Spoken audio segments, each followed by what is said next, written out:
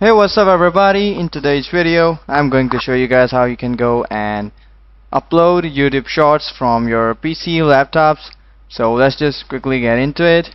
Now open YouTube and here you will see this icon known as create. Click on it and here select upload video and it will take you to YouTuber Creator Studio and here select files.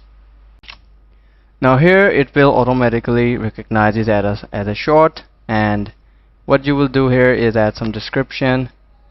You can add your video to one or more playlists and select this option and click on next. Now here, as you guys can see, you can add a related video, a full video in your shot, and people can go and click on that and watch your full video. Just click on next and here you can select public, whatever you want, and hit on publish.